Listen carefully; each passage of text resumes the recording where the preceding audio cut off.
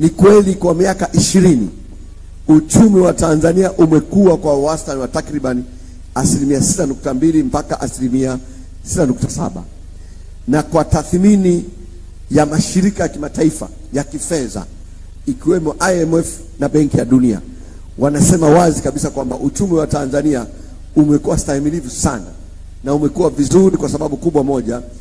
Uchumi wetu hautegemei sekta moja, unategemea sekta mchanganyiko.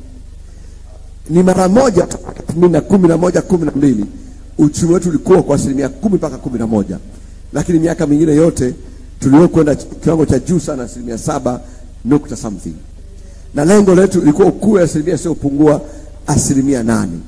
So changamoto ni wapi? Ni katika maeneo mawili. Ili uchumi ukue vizuri, lazima uwekezaji ufanyike sana kwenye miundombinu ya uchumi. Na ni ipi kwa Tanzania? Ni ile tunaita integrated logistics, yani miundombinu fungamanishi. Tanzania ni nchi ambayo imebarikiwa sana kijiografia, lakini ilikuwa haijafunguliwa kwa sababu hatukuwa na reli hakika, hatukuwa na bandari ikifanya kazi much more efficiently, hatukuwa hata na anga vizuri. Tulikuwa tujatumia vizuri usafiri wetu kwenye majini. Na ndio maana kwa dira hii tumeweka swala la miundombinu fungamanishi kuwa ni kipaumbele ya driver kubwa. Kwa hivyo kwa uwekezaji ambao tumefanya, na la tatu nisisahau, tulikuwa na umeme kidogo mno.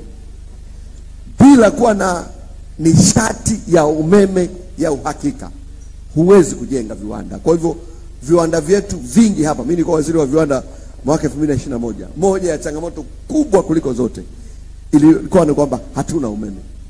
Hata tumefanya nini? Moja, tumeongeza uzalishaji wa umeme takriban zaidi ya megawati 2000 kwa kipindi cha miaka 5 tu baada ya kujenga bwawa la Mwalimu Nyerere. Lakini kwa kwenda kuanza mradi wa LNG ule wa dola bilioni 42 kule Lindi, tunakuwa na umeme wa hakika kutoka kwenye kuzalisha umeme kwenye umeme wa gesi. Lengo letu ni kwamba ifika mwaka 2050 lazima tuzalishe umeme usiopungua megawati 50,000 kwa dira hii.